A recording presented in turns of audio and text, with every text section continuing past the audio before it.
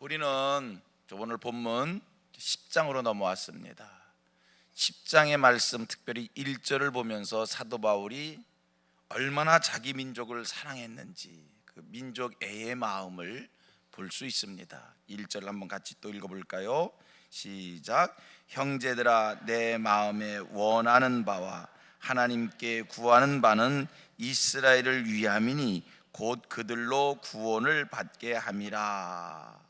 지금 사도 바울이 하나님 앞에 간절히 기도하는 기도의 내용이 있습니다. 무엇을 기도합니까? 이스라엘을 위하는 기도. 나는 지금 이스라엘을 위한다는 겁니다. 그 이스라엘을 위해서 무엇을 하는가? 그들의 구원받기 위해서 기도한다는 겁니다. 우리가 지난 9장 말씀에서 너무나 분명하고 확실하게 공부한 것이 있습니다. 배운 것이 있습니다.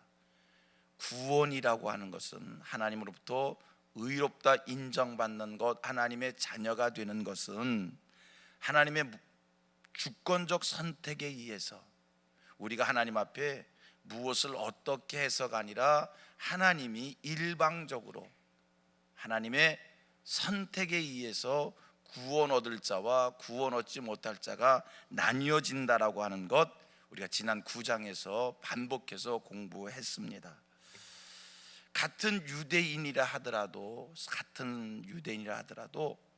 하나님께서 다 구원을 받게 하는 것이 아니라 그 안에 구원 얻을 자가 있고 선택받지 못한 자가 있다라고 하는 것 9장에서 배웠습니다. 10장 설명하기 전에 또 한번 반복할 말씀이 있습니다. 사도 바울이 복음의 진리를 설명할 때 특징적인 것이 있다고 그랬어요. 사도 바울은 어느 한 가지를 설명할 때 그냥 한 번만 한쪽에서 쭉 설명하고 끝나는 것이 아니라 같은 내용을 이쪽에서 저쪽에서 여러 측면에서 반복해서 설명을 합니다. 그리고 또 한 가지, 사도 바울이 무엇을 설명할 때 특징이 또 한 가지 있어요. 무언가를 설명하고 그 설명에 대해서 듣는 사람이 의아하게 생각하는 것, 진짜 그런가? 왜 그렇지? 이렇게 궁금증이 생길 수 있는 것을 바울 사도가 또다시 자기의 질문으로 해서 그것을 설명하는, 그게 바울 사도의 어떤 진리를 설명하기 위한 논법의 기조입니다. 오늘 본문 9장에서 설명한 내용, 진리의 말씀들, 그 9장 설명에 대해서 우리가 궁금하고 의아하게 생각할 것을 바울 사도가 또다시 자기가 그 의문에 대한 설명, 보충 설명이다, 이렇게 이해하시면서 10장의 말씀을 이해하면 훨씬 더 이해가 빠를 것 같습니다. 자, 9장에서 무엇을 설명했었다고요? 구원은 하나님의 주권적 선택이다. 하나님이 구원 얻을 자와 구원 얻지 못한 자를 나누셨다라고 하는 것을 9장에서 설명했습니다.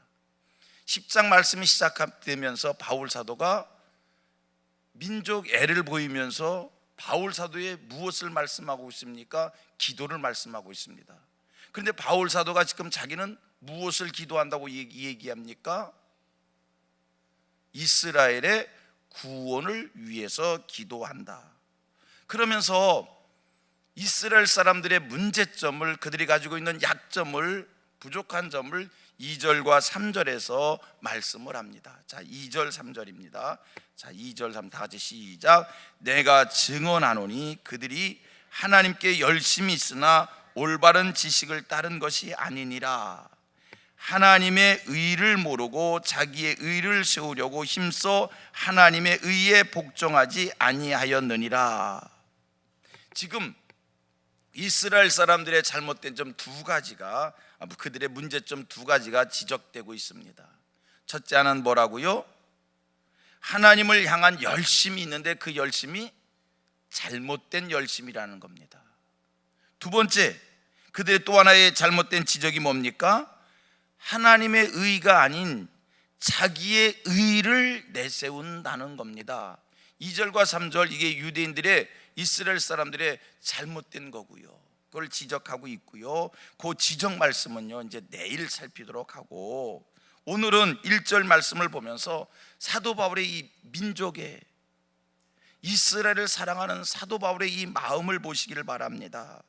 여러분, 바울 사도가 지금 유대인들을 위해서 기도를 합니다. 생각해 봅니다. 바울에게 있어서 이스라엘 사람들은 누구입니까? 바울을 원수시 여기던 사람들입니다. 바울을 핍박하던 사람들이고, 바울을 향해서 돌을 던지던 사람이고, 바울을 감옥에 가둔 사람들이고, 심지어 죽이려고까지 했던 이들이 바로 그들입니다. 그런데 바울이 그들을 위해서 기도를 합니다.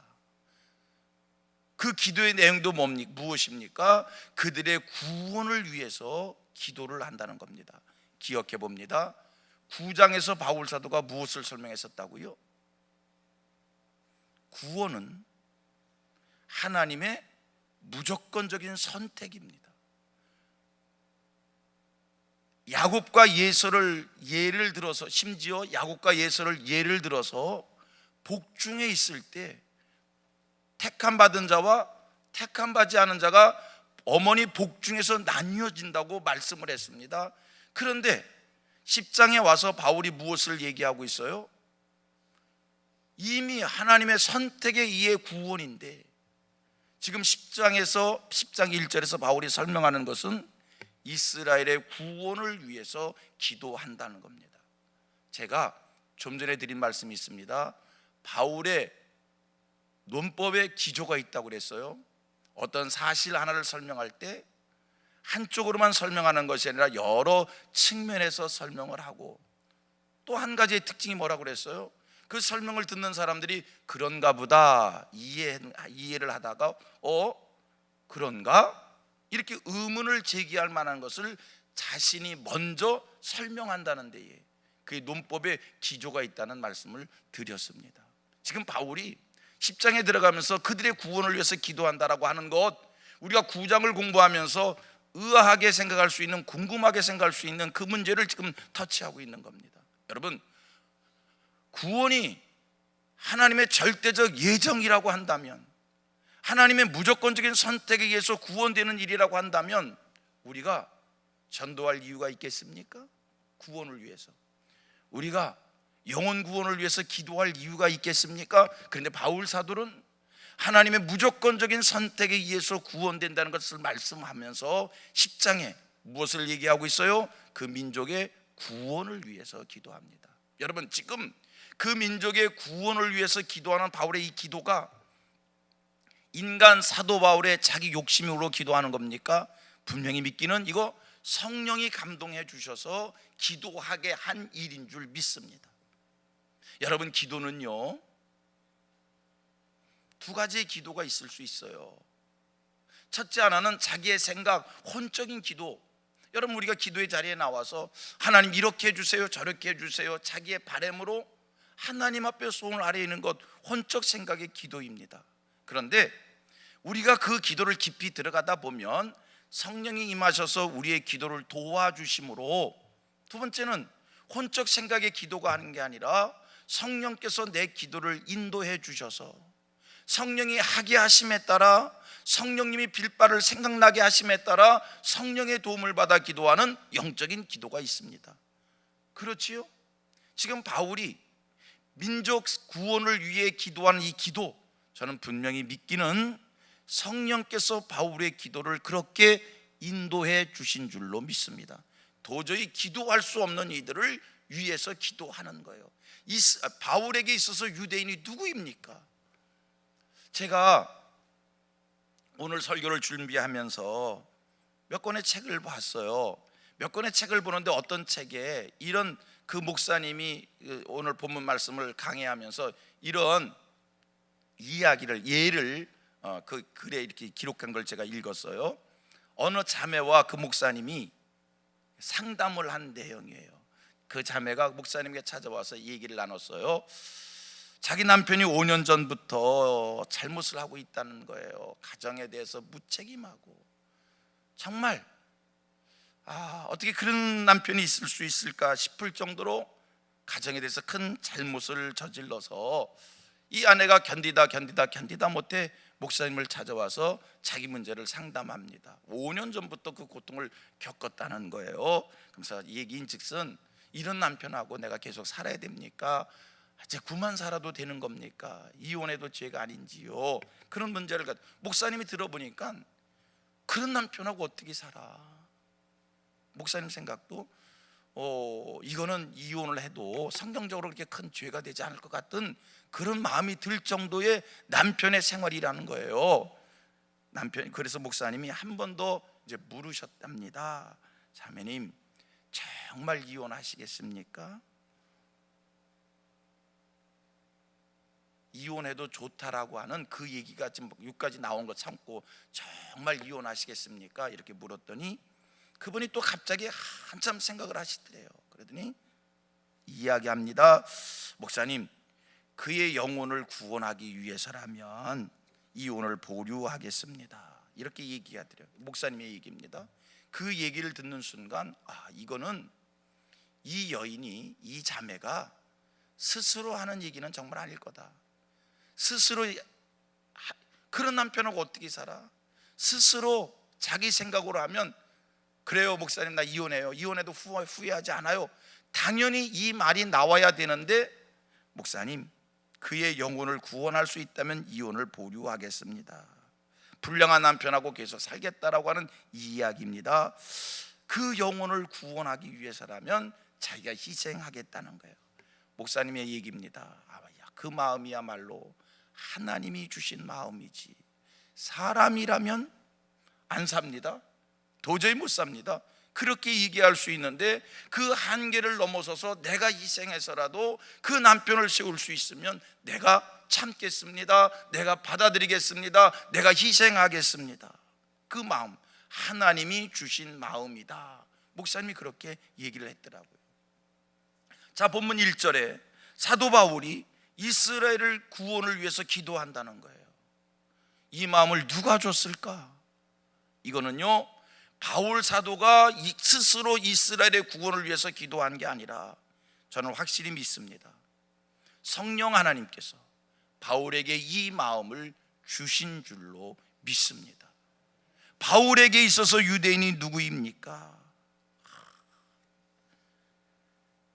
바울을 돌로 친 사람이요, 바울을 쫓아다니면서 괴롭힌 사람들이요, 우리가 일본 사람을 생각하는 것 이상의 그러한 핍박을, 그러한 어려움을 실제적으로 자기가 직접 겪은 사람이에요. 여러분, 외정 때 일본 사람들한테 직접 핍박을 받은 애국 지사의 가족들이 느끼는 일본 사람과 그냥 평범하게 살면서 외정 때에 아무런 일본 사람들한테 겪은 일본 사람들의 감정은 달라요. 저희 어머니가 생각하는 일본 사람과 우리 아버지가 생각하는 일본 사람은 달라요. 진짜 다르시더라고요. 우리 어머니 가정은 정미소 했거든요. 잘 사셨어요. 우리 아버지는 목사님 아들이고 목사님 가정에서 일주일에 한 번씩 순사들이 칼 차고 구두 장화 신고 말 타고 들어와서 온 집안을 일주일에 한 번씩 확 뒤집고 돌아가고, 어렸을 때 겪었던 그거 일본 사람 생각하는 게 달라요. 다른 거예요. 다른 거예요. 바울이 생각하는 유대인 달라요. 그런데 그들을 위해서 기도합니다. 누가 주신 마음이에요? 하나님이 주신 마음입니다. 구원 얻을 자와 구원 얻지 못할 자가 나뉘어져 있는데 그들의 구원을 위해서 기도한다. 누가 이 마음을 주신 거예요? 하나님이 주신 거예요. 오늘 성령 하나님께서 오늘 우리에게 감동을 주시면 우리도 모든 이들의 구원을 위해서 기도하게 될 줄로 믿습니다. 이미 하나님이 구원 얻을 자와 구원 얻지 못할 자를 나누셨지만, 하나님이 긍휼히 여길 자와 완악하게 여길 자를 하나님께서 나누어 놓으셨지만, 그러나 오늘 하나님이 우리에게 원하시는 것은 모든 이들을 위한 구원인 줄로, 모든 이들의 구원을 위한 기도인 줄로 믿습니다. 모든 이들에게 하나님의 복음을 전하는 이 간절한 마음을 하나님이 주시는 줄로 믿습니다. 소원하기는 성민의 모든 권속들에게 오늘도 성령님이 임재하셔서 성령님이 감동하셔서 모든 이들의 구원을 위한 기도가 끊이지 않게 되기를 축복합니다. 성령님이 내 마음을 만져주시면, 성령님이 내게 찾아오셔서 감동을 주시면 도대체 어떤 기도의 제목이 생각날까? 오늘 성령께서 나를 기도케 하면 무엇을 기도하게 할까? 사도 바울을 기도하게 하신 이가 하나님이십니다. 하나님이 바울 사도를 위해서 무엇을 기도하게 했는가? 자기를 위해서 돌을 던지는 이들을 자기를 향해서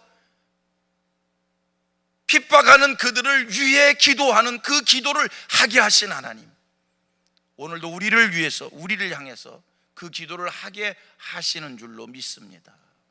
그리고 본문을 통해서 또 한 가지 또 깨닫는 것이 있습니다. 여러분, 성령이 내 마음을 감동해 주시면 문제를 보는 시각이 달라진다는 거예요. 분명한 것, 성령님이 나에게 감동 주시고 성령께서 나를 모든 것을 보게 해 주시면 모든 것이 다 좋게만 보이는 게 아닙니다. 문제점이 안 보이는 게 아닙니다. 성령의 사람도 세상에 잘못된 것이 보이는 거예요.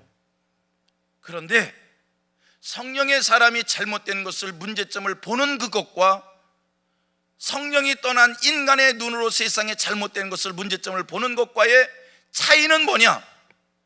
성령이 떠난, 성령이 없는 사람들이 문제를 봤을 때는 지적거리입니다. 저거 왜 저것밖에 안 돼? 저거 큰 문제 있네? 불평거리입니다. 시비의 조건이 됩니다. 그러나 성령의 사람이 문제를 보면 어떻게 되는지 알아요? 불쌍히 여긴다는 거예요. 긍휼히 여긴다는 거예요. 그 문제를 위해서 기도한다는 거예요. 그 문제점을 가지고 있는 사람의 구원을 위해서 기도한다는 거예요. 바울 사도가 유대 사람을 보았습니다. 유대 사람 2절과 3절에 유대인들의 문제가 그의 눈에 보였습니다. 안 보인 게 아니에요. 그들의 문제가 보였는데 그 문제를 보면서 바울이 뭐합니까? 기도한 거예요. 오늘 여러분들이 성령의 사람입니까? 여러분들 눈에 성민교회 잘못된 게 다 보이시길 바랍니다. 은혜 있는 성도라고 해서요 잘못된 게 안 보이는 게 아니요, 오늘 여러분들의 눈으로 담임 목사의 허물이 완벽하게 보여질 수 있게 되기를 바랍니다. 내가 성령의 사람이라면 담임 목사의 허물과 잘못과 성민교회의 부족함이 보였을 때 내가 성령의 사람이라면 그것이 시비의 조건이 아니고 공격의 조건이 아니고 그것이 뭐라고요? 기도의 제목이 된다는 겁니다. 오늘 내가 성령의 사람인가? 아니면 성령 충만을 외치고 있지만 아직도 내 의의가 가득 찬 사람인가? 분별할 수 있게 되기를 바랍니다. 성령의 사람이라면 그것이 뭐라고요? 기도의 제목인 거예요. 불쌍히 여기는 거예요. 안타까이 여기는 거예요. 그 마음으로 오늘도 하나님 앞에 나가시는 하늘 백성들 되어지기를 주님의 이름으로 축복합니다.